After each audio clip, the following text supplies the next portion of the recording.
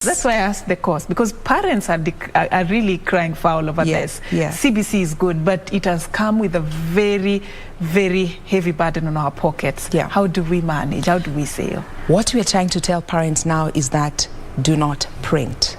What you're trying to tell teachers, do not encourage learners to go home and print.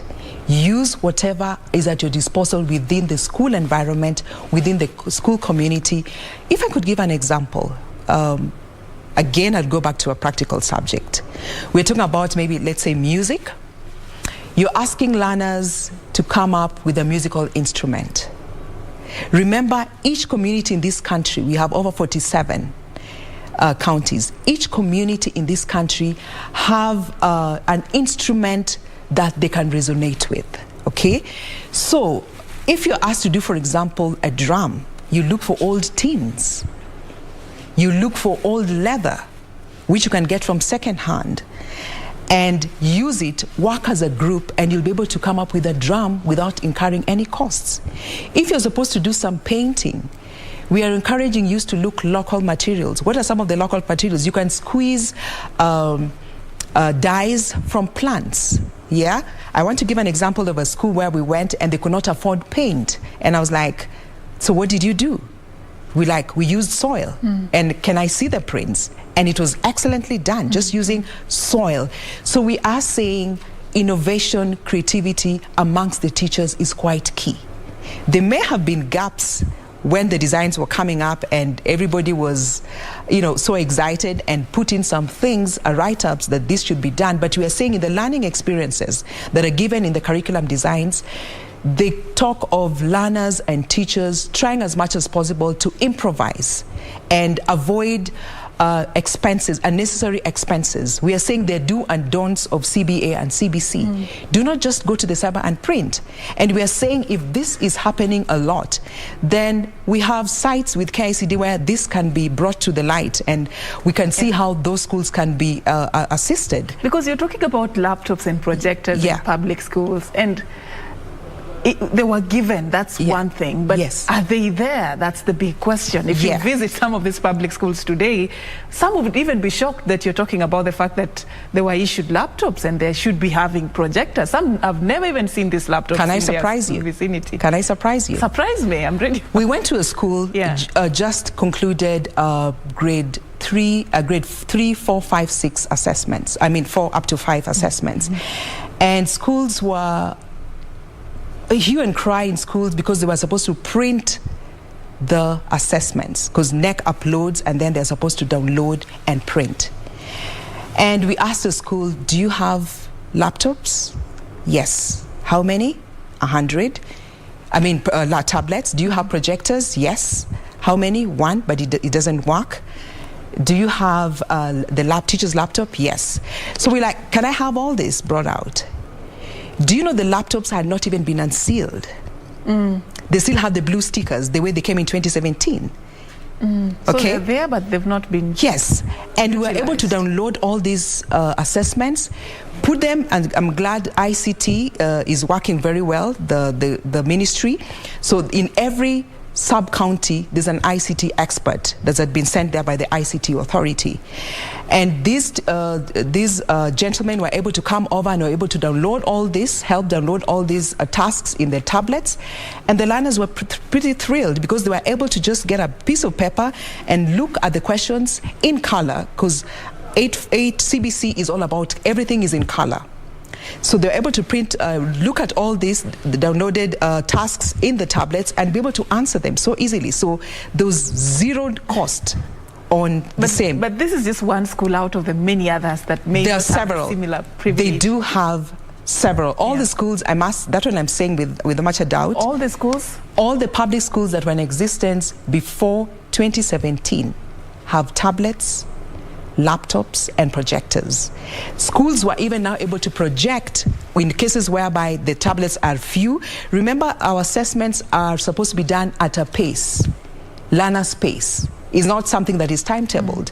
So they would still do that throughout the 2 weeks that they were given to be able to carry out these assessments, and just by projecting them onto the screens or by downloading them onto the tablets. So yes, this is doable. All right. Yeah. All right.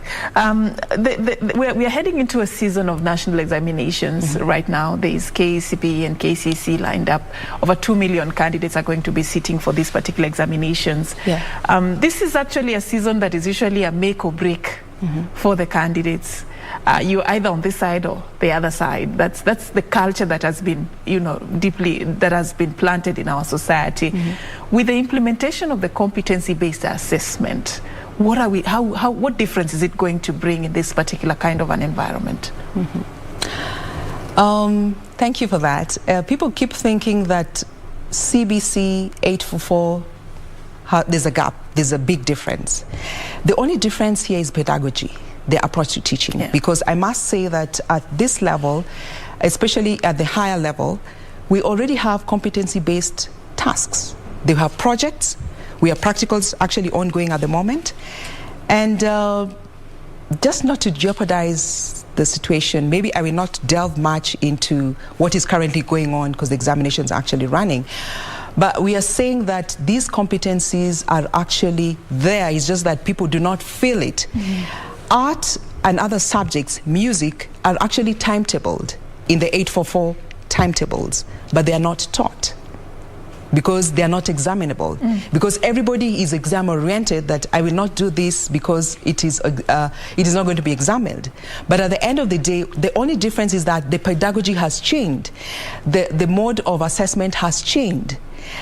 We are talking about a situation whereby the learners are we're no longer looking at scores at the end of it all. We are not looking at assessment at the end of a course. We are not talking about summative assessment. We're looking at formative assessments in CBA. So we are saying that that should not really have an impact on the learners that are currently sitting their assessments. Not necessarily having an impact on the ones who are currently sitting. I'm looking at the future of education, and if all goes well with the implementation of the competency-based curriculum, of course what is going to happen is the competency-based assessment. So how different will that be with the current KCPE and KCC? Okay, thank you for that clarification. We are moving away from having a one-off kind of assessment, whereby if you are done at 844 or KCP at grade 8 or grade Form 4, that is it. We are moving from that. Why do we say that? Because we expect feedback at every little step that we do. We are not going to have a one-off kind of assessment in CBA, okay? Why are we saying that? Because we are actually assessing these learners in small chunks, small bits as they move on. In 844, we have assessment, a summative assessment. We do not have a formative assessment that counts at the end of it all.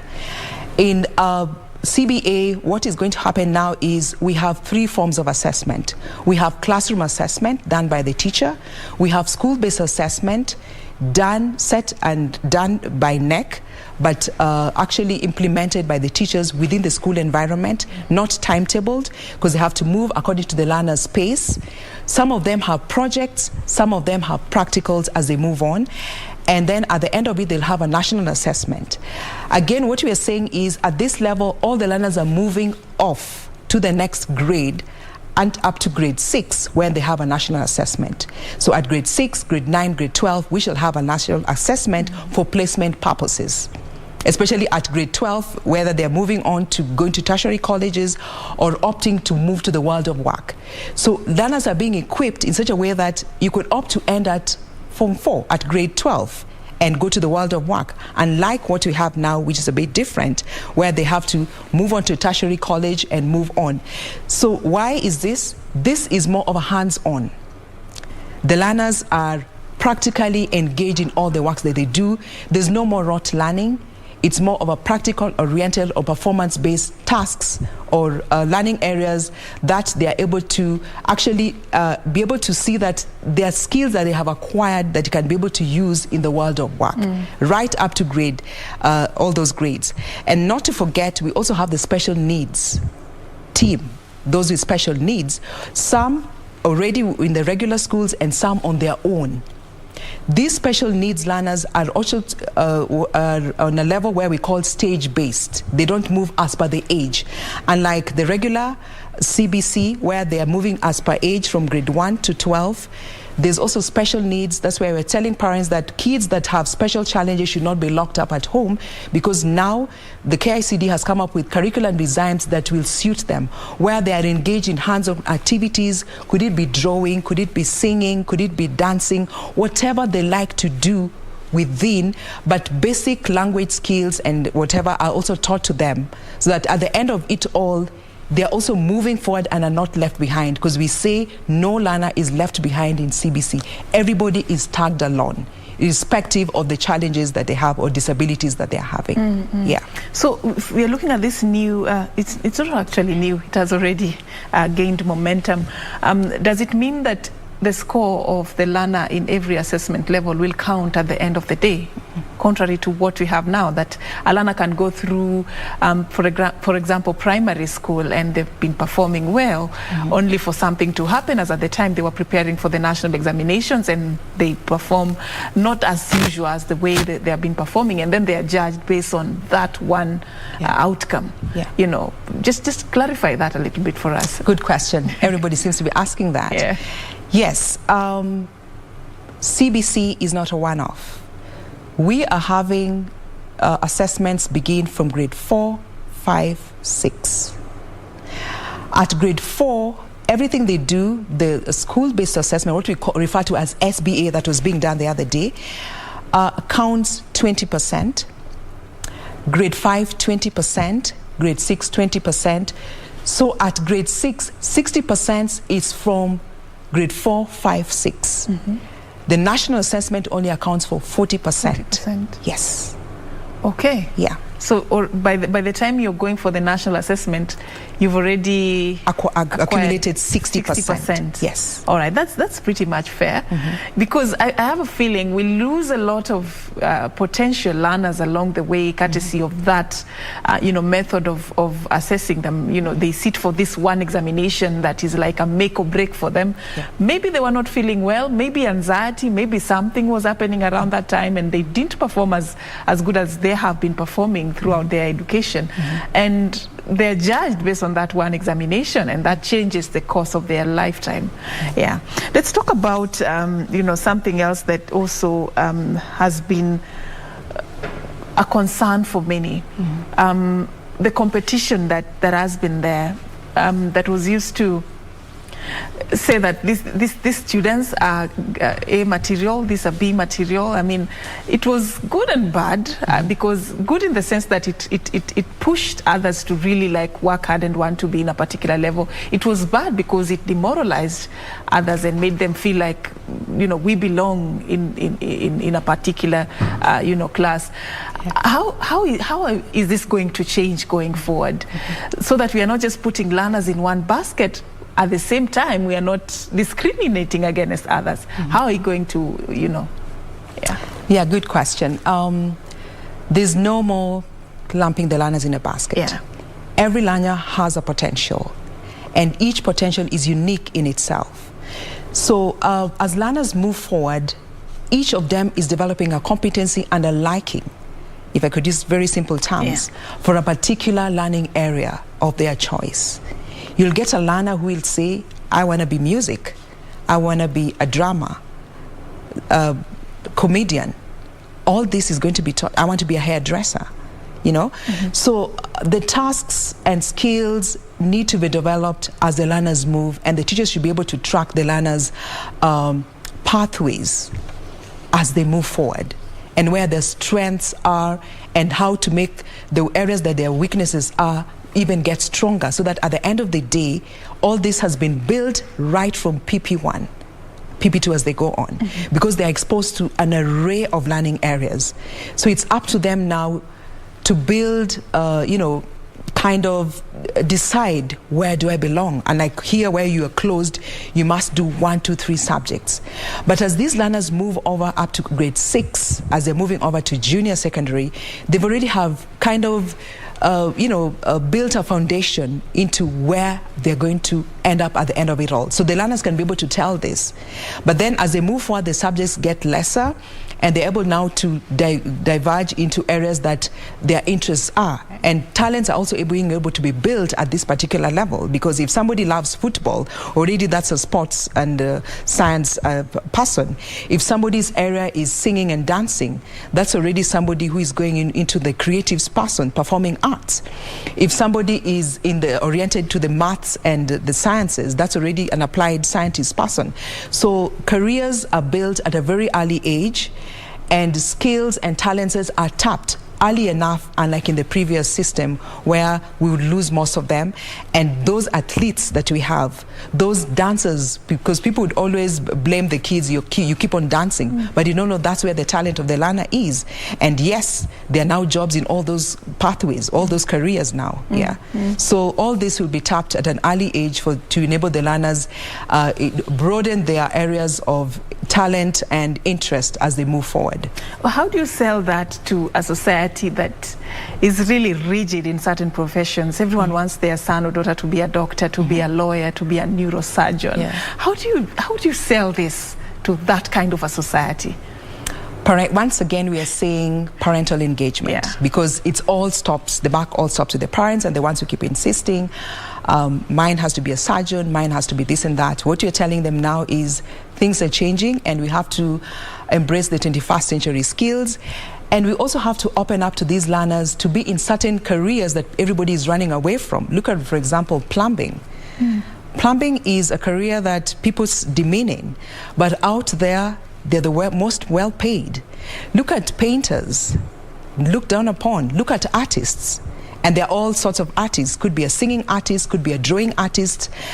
Everything around us ends up being one way or the other, has an opportunity in life. And that's why we're saying 21st century skills. These are real life tasks, real life skills that the learners will be able to acquire as they move forward. So we need to open up, and there's a lot to be done. And that's why we are even here in studio trying to demystify that we don't have to really stick to certain aspects of careers, and let the learners open up. Have discussions with their learners so that they're able to understand, why do I have to choose this and why not that? Leave them. Let us have a discussion with the parents so that they're able to do whatever they feel they have interest in. All right. There's one thing I want us to, you touched on it earlier, concerning the role of the parent in this particular learning journey. Some are not literate, some are literate, some are illiterate. They may not be able to walk with the learner, throughout that particular journey. And we have seen a structured way of training teachers to be able to implement the CBC successfully. We have seen a structured way of implementing CBC on the learner's part. They started with a pilot, and it's graduating slowly, progressively. What about the parent? Has there been a structured or a formal way of bringing the parent on board also to be part of this particular journey? What is being done to that end? There's a lot of it's very good. There's a lot of sensitization taking place, right from the zonal levels. At the zonal levels, we have what we refer to as curriculum support officers. We are saying there's supposed to be community engagement within a locality. So with that, yes, it has been possible during open days to bring these parents on board. We have champion teachers within each of those zones. So right from school, out of the school, the local community, the chiefs, the sub-chiefs, and everybody else, there's this talk that is going on, and I know we still have a lot to do with regards to sensitizing them on the same, but KICD, through the outreach programs, are also doing a lot in trying to reach out to the parents through various radio stations, through print media and the like. I know there are parents that, yes, are illiterate, and we are saying, how best can this be done? This can be done by asking the learners to work as teams, communicate and collaborate. We're talking about citizenship. Help your neighbor. What is your neighbor doing? What is your immediate neighbor doing? What challenges do they have? Bring them together. There are kids who don't even have parents. So again here, we are talking about the teacher trying to bring all the learners together and seeing who needs help and where. What we call community service learning is actually being taught in schools, community service learning. And they are able to use donors and sponsors on how to see how are we going to have this an outreach program to be able to bring in everybody and let the learners know that as we are in this community, we are a community. The school is a community. And in this community, what can we do to best help our neighbor who is not able to or who cannot be able to read or write? So that you're teaming, as a teacher, as a class teacher, you're teaming your learners with somebody from around their village or around their home that they can always work with. Where there's a challenge, they get back to school and see to it that this is sorted out. And then remember, they're also being taught indigenous language within the locality. So they're able even to talk to them in mother tongue so that they're able to understand this learner has been given this homework and this is what is expected. So just ensure that you see that they are doing it and not just staying away. That way the parents will also feel engaged and wanted within the society, so that the kids are not just running around without doing work, but they are told that this is what they're doing, this is where you can help, and this is how you can go about it. Yeah. Just something that I came across while I was preparing for the show, on the part of parents still, just to address some of the concerns. Some are not comfortable seeing their children in sackcloths. Some practical lessons involve going to clean up public places. Others, weddings are officiated in schools. I mean, are these necessary skills? Are these the competencies we are talking about? Thank you for that. Yes and no. Okay, there are things that maybe a teacher may have gone overboard in trying to, because every teacher has to look at the learning experiences as prescribed in the designs, but then some of them kind of do not interpret it in the right way. And those are some of the things we are looking at when it comes to training. We keep training them because nobody was trained to teach CBC. And these teachers left college and are out there now doing their thing the way they think is right. But yes, we have addressed some of these issues.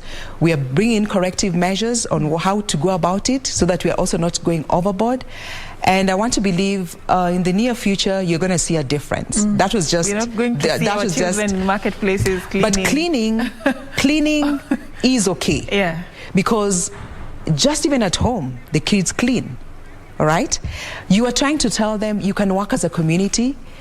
At the end of the day, they could be cleaning in around their village. How do they make it clean? So there are things that are okay, but there are things that they may have gone overboard. But cleaning is an activity that is taught the world over. You have to learn how to clean, and there are open days written up at the UN when there are cleaning days in the world. So there are activities that, yes, will go on, but it depends on how they are put across and what parents feel, because it's just the same as saying that your kids cannot clean the house or your kids cannot clean around the house. Yes, measures should be put in place so that they're able to understand why are we doing this. Once they're able to understand that, and you as a parent also back them up and see to it that this is what is required. And that can also be corrected by us again reaching out to the parents. Outreach programs to be able to know what is expected and what are the limits and how will we do this best. It's a conversation between all of us. It's not a one-off. Yeah, but you do agree there could be some have gone overboard. Yes. Yes. Okay. Yeah. There's what you've described. Has a lot to do with the self-judgment of the teacher, assessing the learner and looking at their challenges and some of their also looking at their potential. What is being done to ensure that in as much as there is that difference in self-judgment and difference in the journey that the learner is taken through, at the end of the day, all these learners are walked through a system that will take them towards a particular direction, so that there is no much diversity in the learning journey of different learners. What is being done to that particular regard? Thank you. With regards to that, remember we have one uniform curriculum design. Teachers could interpret it in different ways. And now we also have what we call guides for the teachers, specifically to guide them on what to expect and how to go about them, how to go about the teaching process or facilitation process in the various classes. I know we have diverse schools, different backgrounds and everything else, but we are saying that in the designs, it's specific I mean, we've ensured that the curriculum developers have ensured that they're giving different learning experiences to cater across board, depending on, it doesn't matter, because one of the key elements is that we have to ensure that there is equity in either teaching, learning, and assessment, all right? So as we assess, as assessors, we ensure that any task that is given cuts across and every learner will be comfortable carrying out that task. How do we ensure that? For example, I want to give an example of maybe a practical, maybe in agriculture, whereby you're told to plant certain crops. There are areas that are not endowed with certain climatic regions, types, so they may be affected. So as they do this, they ensure that this, whatever they're giving other areas that these other regions that are affected by a particular type can opt for a particular question, so that at the end of the day, all the learners are equal. Where the learners have challenges, maybe because of certain disabilities, we do what we call adaptations for them to be able to, as much as they're doing this task, it's adapted to suit them. They are modified in such a way that these learners are also able to do the same. So generally, this curriculum caters for all the learners, irrespective of what region they come from, irrespective of whether they have electricity or not. At the end of the day, the assessment will be for all and will be suitable for all of them. All right. Yeah. In the current dispensation, concern has been on the integrity of the process. We've had cases of exam cheating and all that. Are these concerns that you're also worried about under the competency-based assessment, and what is being done to seal such loopholes? Yeah. Thank you very much. Because there's no ranking, definitely there'll be no cheating, but how are we going about it? Integrity is key here. And I must say, we have, for the last few tasks we have given, we've seen a lot of integrity displayed by our teachers. That one we must say, thumbs up for them. How do we do this? We actually give tasks that you can't be able to cheat in, because these tasks require hands-on activities, all right? And they have different stages. So once they're performance-based and you have to have a product that has been done, then we'll be able to see that this task has been done by the learner. And there are criteria that are in place to actually ensure that is done. The tasks are given within a limited period of time so that there's no monkey games going on. There's a lot of monitoring, multi-agency monitoring during this process, during the time that the tasks are being done, right from the grassroots, where we have curriculum support officers, we have Directorate of Quality Assurance officers, right in the field. These are zoned and they're able to oversee what is taking place in the schools.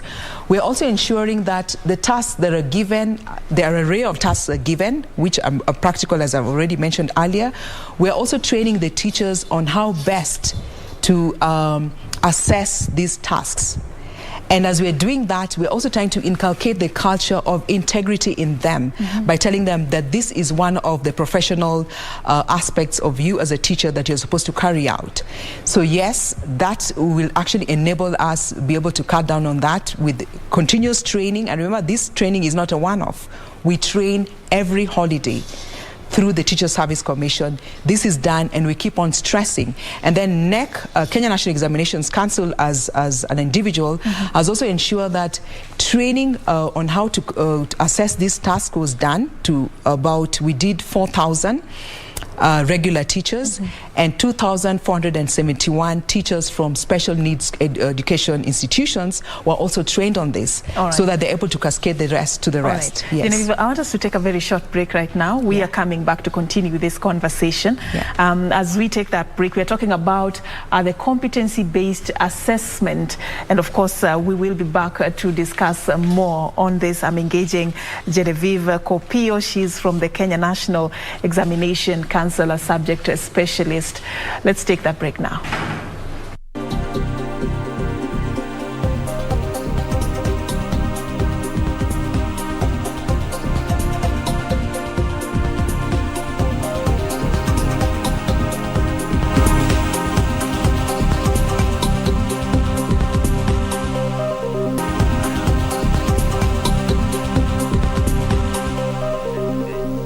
Welcome back, and thank you for staying with us. Of course, on the first part of the program, in case you're just joining us, this is News Check.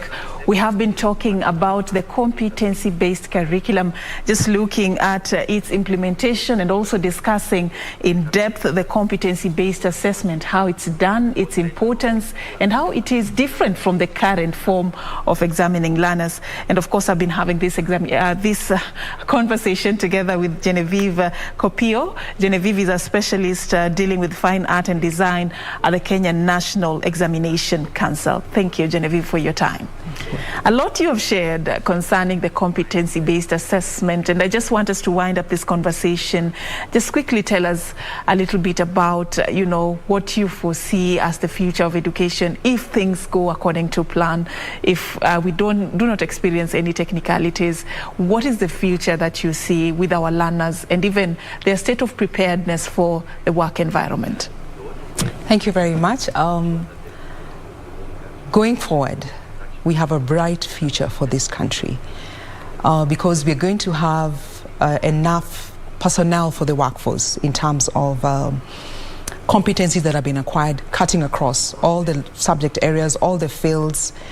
Those that have always been left behind, like stand-up comedians, public speakers, dancers, drama, all that. Everybody will have a place to be in, sports and activities.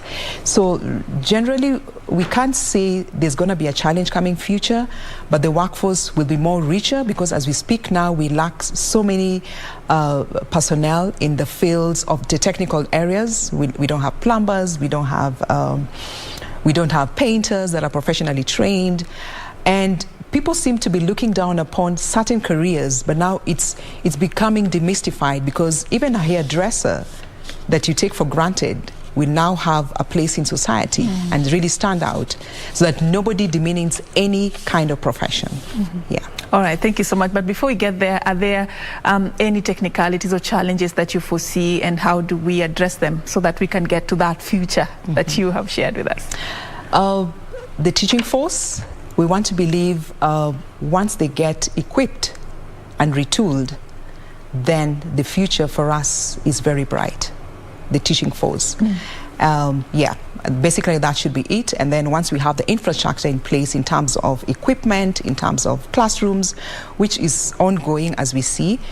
But once that is done, and then we have the ratio to student gets a little bit better, then definitely we will make it. But irrespective of that, all is well. All is well. Thank you for that assurance, Genevieve Kopio from the Kenya National Examination Council.